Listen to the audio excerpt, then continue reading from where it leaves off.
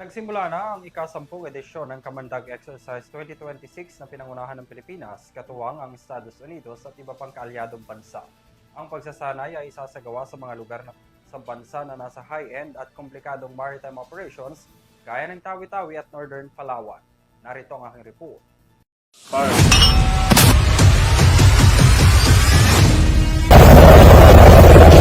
Counterlanding, seaborne maneuver, amphibious raid at boat raid and seizure. Ilan lamang iyan sa mga nakahandang aktibidad ng Pilipinas at Estados Unidos sa isasagawa sa ika-10 edisyon ng kaagapay ng mga mandirigma mula sa dagat o Kamandag Exercise 2026.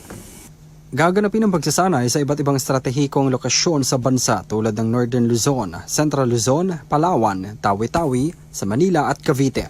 Sa ilalim ng Mutual Defense Board Security Engagement Board, para ngayong taon, layo nito na kilatisin ang mga kalahok para sa kanilang kahandaan at patatagin ang bilateral at multilateral cooperations sa pamamagitan ng Combined Tactical Operations. Bukod sa US at Pilipinas, lalahok rin ngayong taon ang Japan Ground Self-Defense Force at Republic of Korea Marine Corps na bahagi ng pagpapalakas ng regional military cooperation at interoperability. Magiging observers rin sa pagsasanay ang ilang mga bansa gaya ng Australia, Bahrain, Canada, France, Germany, the Netherlands, Spain at Thailand. Ang Philippine Marine Corps ang magsisilbing host ng pagsasanay kung saan binigyang diin ni Brigadier General Bob Apostol, ang direktor ng pagsasanay, na mula sa pagiging simpleng kasunduan ng dalawang bansa, mas pinalakas ito sa pamamagitan ng multinational platform na nakabatay sa collective resolve. Bahagi rin ang pagsasanay para palakasin ang kakayahan, pagpapalalim ng mga ugnayan at muling pagpapatibay ng unified commitment tungo sa peace, stability at collective security.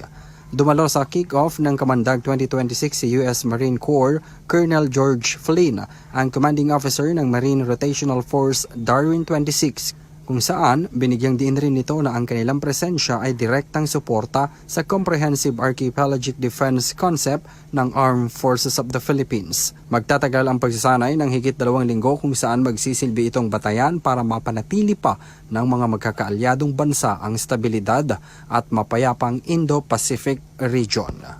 Para sa EuroTV News, ako si Henry Villa. Nicolas, sumasaludo sa bawat Pilipino.